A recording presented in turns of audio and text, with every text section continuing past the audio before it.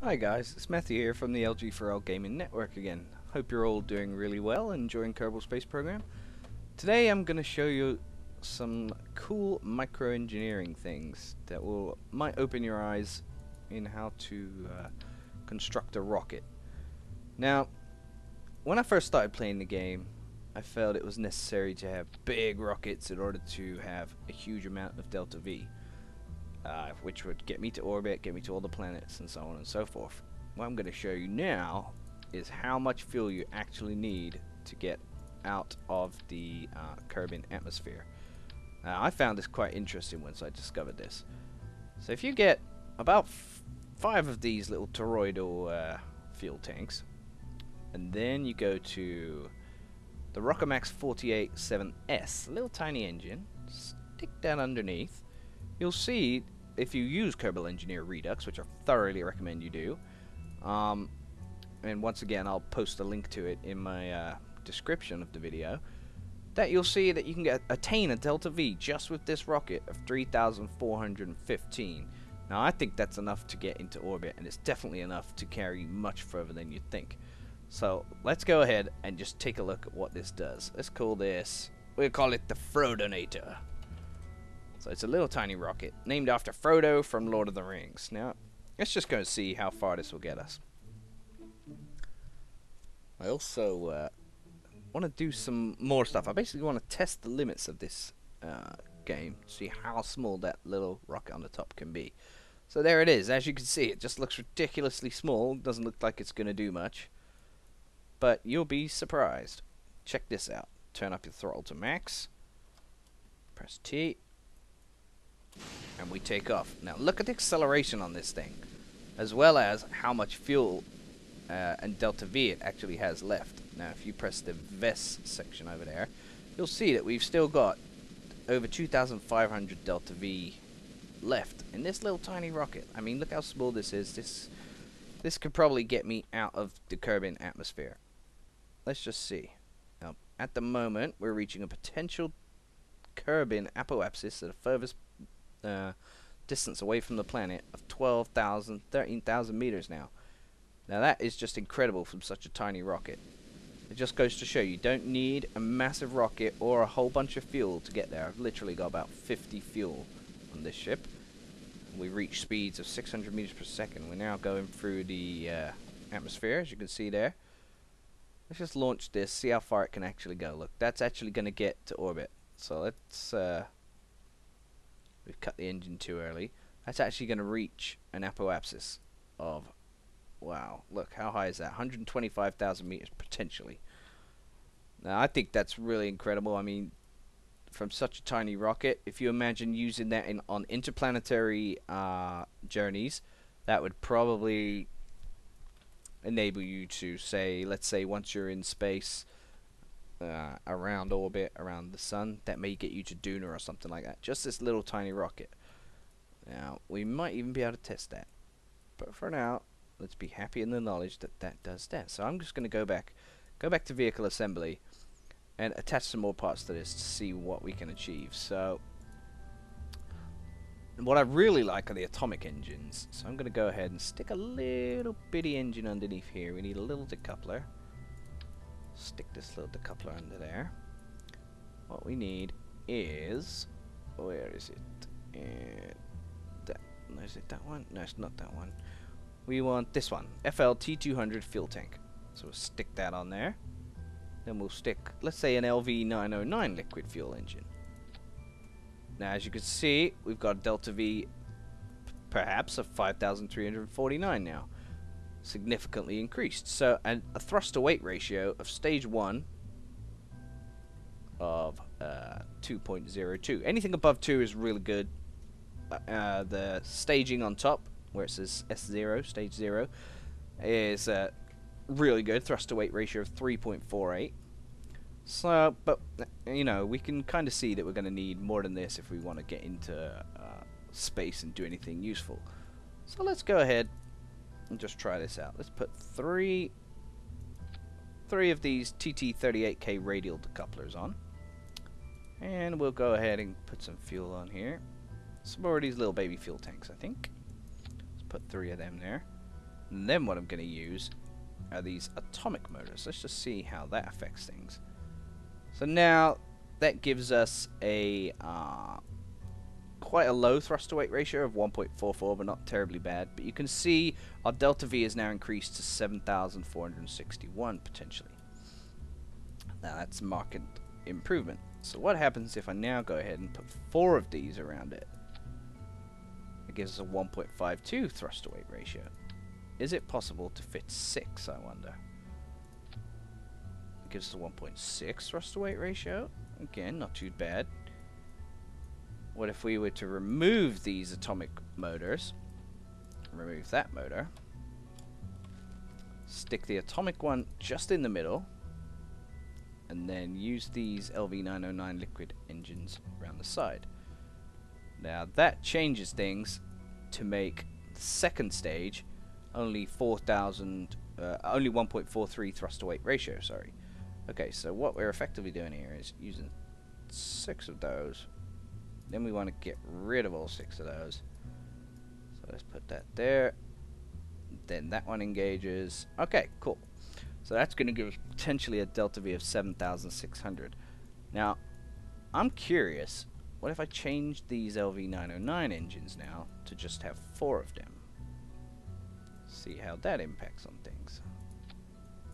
Again, that gives us 7,265 delta V. Not too bad. And you can see actually now on this version 0.24 that there's 19,575 monetary value attached to this. So that's how much it would cost to launch this. Now I'm kind of tempted to see if this will get me to the moon. Yeah, it definitely will, but I don't know. Is it the best we can do? Let's take away this atomic engine. Stick another one of these little LV909 engines. Now we can see that the first stage has 4 of those, but that's really affected our thrust to weight ratio. Now let's see what happens. So stage 4, where all 4 of these launch, is now only 0.36. That's really bad. Okay, let's change that. What happens if we stick an LVT-45 liquid fuel engine there, or 4 of them there? That gives us a massive thrust to weight ratio of 6.22, but it's reduced our delta V to 6,669.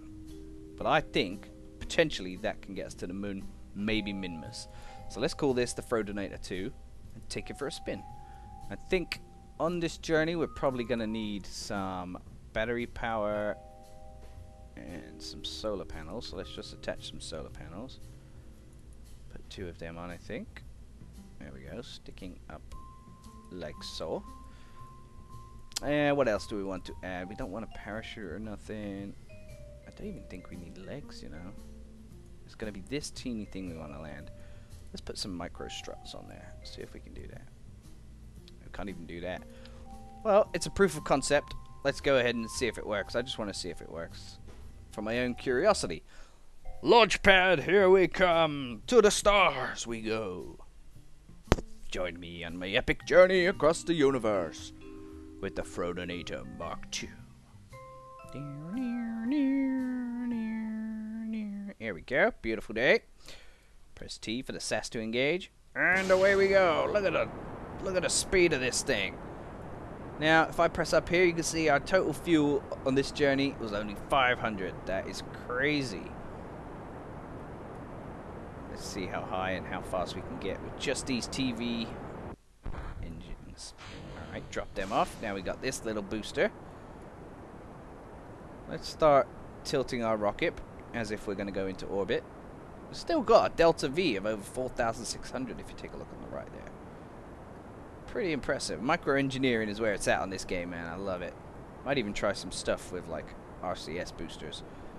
Who knows, but mainly in this video, I just kind of wanted to show you what's possible with just tiny little rockets. You don't need those big orange tanks, or even worse, the new ones they've included, which have like 4 times as much fuel in, or massively powerful rockets. I mean, as a top stage of a rocket, this is pretty much perfect, I think. So let's see what we can achieve with it. Still got over 4,000, just under now. delta V. We haven't got to orbit or anything yet. Our apoapsis height is potentially 20 something thousand. Let's see what's possible with this.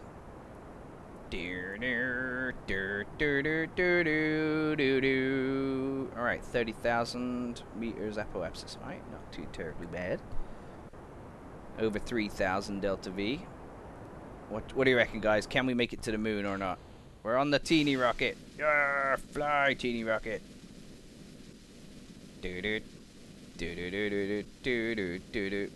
Soon we're going to be in orbit, you know. Increíble. 2,700 meters per second. Oh my goodness. There we go. We have an orbit, potentially.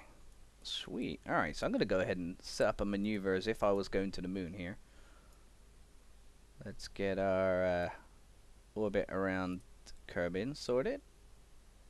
Correct that a little bit. There we go. That should be good enough. Wow, we need a delta V change of 1,131 just for this stage, though. Interesting. Who knows whether we can achieve it or not.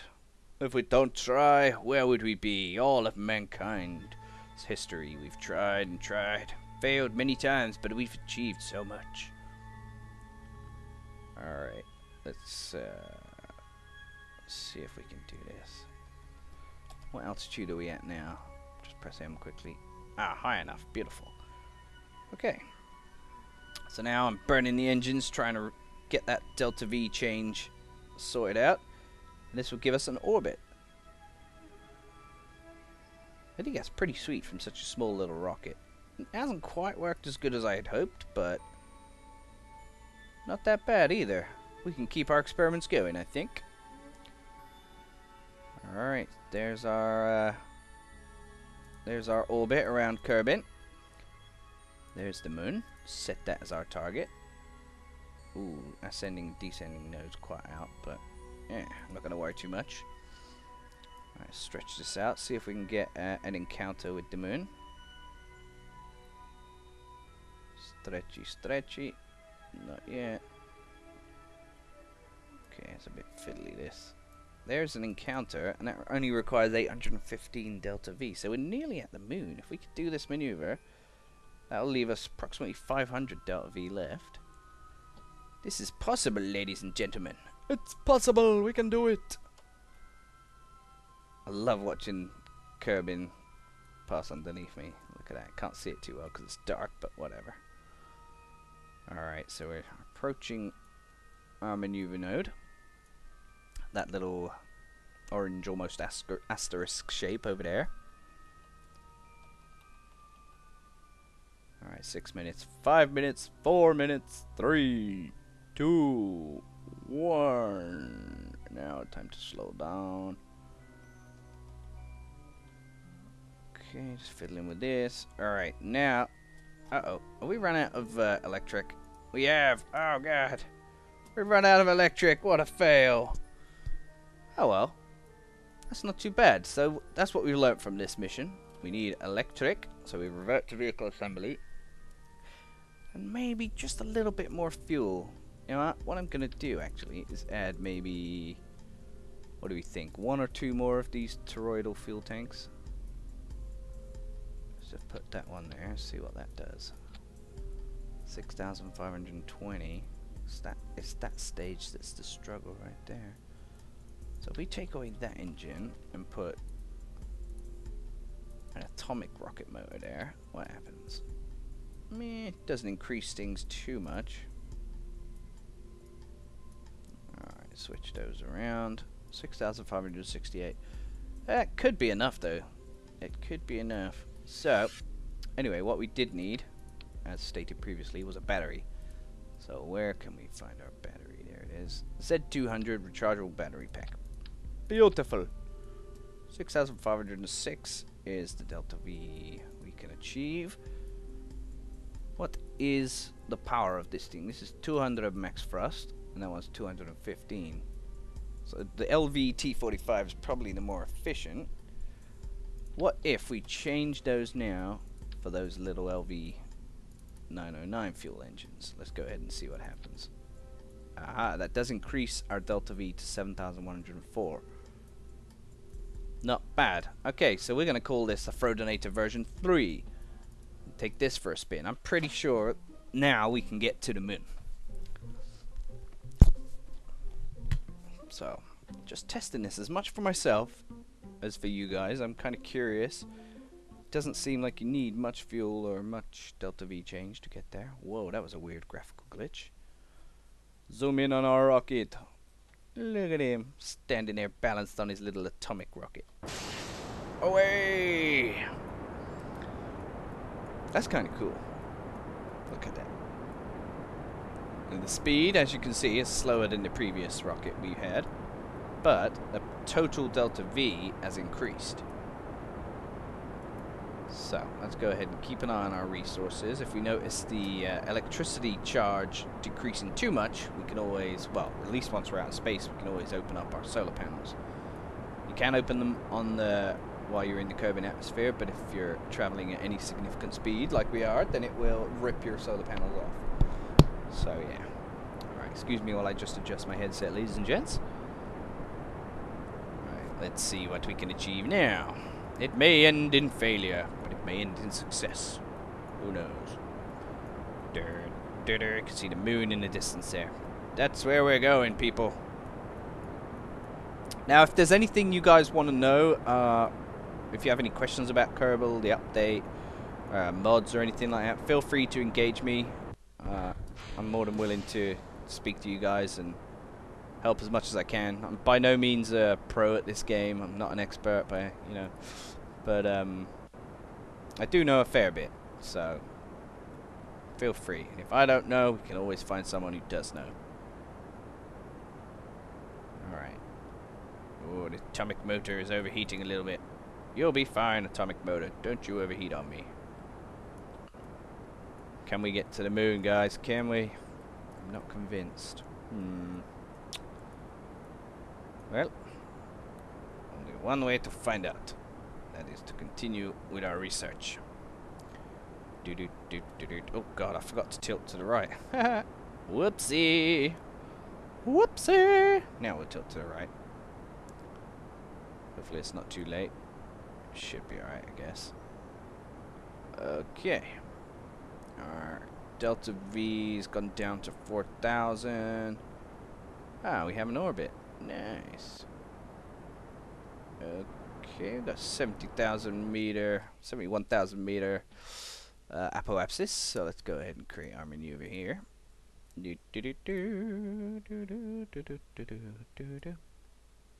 we go. That looks good enough to me. So, wow, we got a 1,621 delta V change to achieve. Alright. Let's go for it, you guys.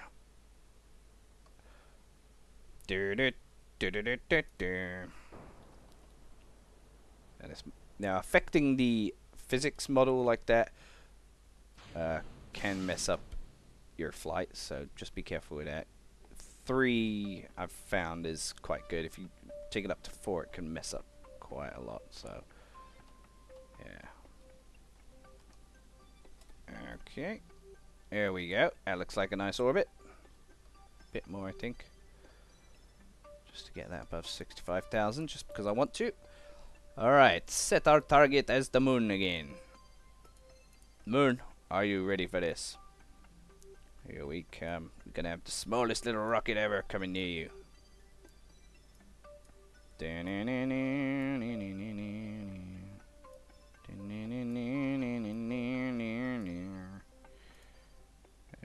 let's turn that way a little bit. Just adjust this so we're using as little fuel as possible. There we go. Keep that going.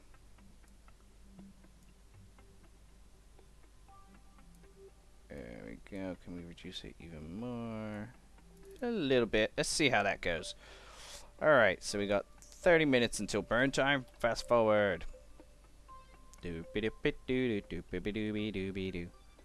we got 735 meters per second delta V change, which will leave us with approximately 1100 delta V after we've done this. So, the moon landing is not out of the question.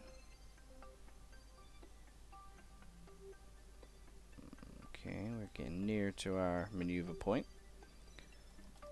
Here we go, very close. Alright, let's fire up the engines, Captain. Oh yeah, look at that shot over Kerbin. Love that.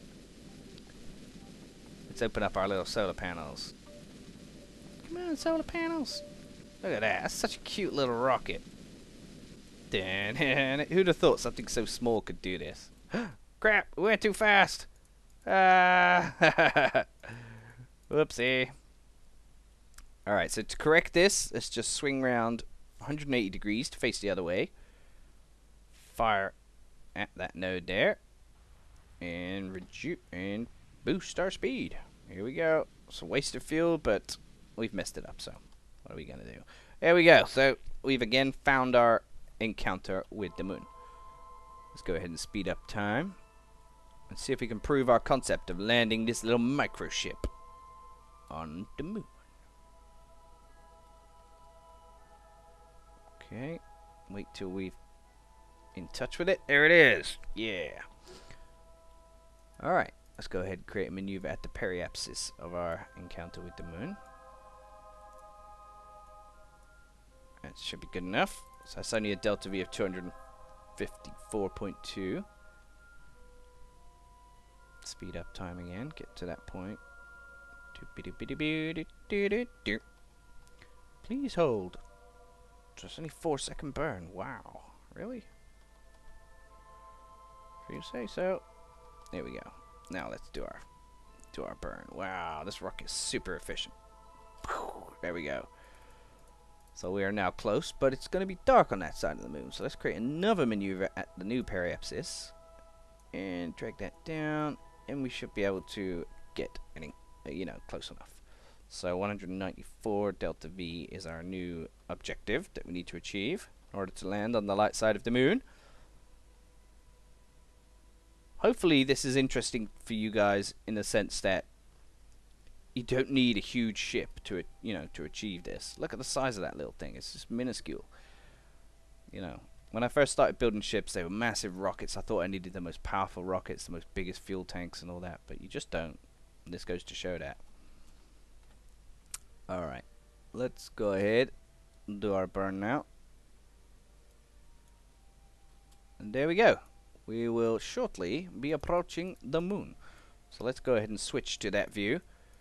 You can't really see much, so that's pretty boring. Alright, speed up time now. Go round the moon, you little Frodonator 2. Alright, now we're approaching the light side of the moon. But we've got a huge orbital speed to decrease, which we're never going to be able to decrease. So, that just goes to show that this is not good enough to land on the moon. We need a bit more fuel in order to decrease this orbital speed, because that's 574-ish, and our delta V maximum we've got left is 295. But it does go to show that we could easily create a satellite around the moon, or even around Kerbin. It's not exactly the end result I was looking for, but it's pretty good. Hope you've enjoyed this edition of Microengineering, and join me on the next one. Let's see what else we can achieve. Don't forget, I'll post a link to that Kerbal Engineer Redux software mod in my description, and hopefully you'll engage me in some chat. Take care, guys. Matthew is out.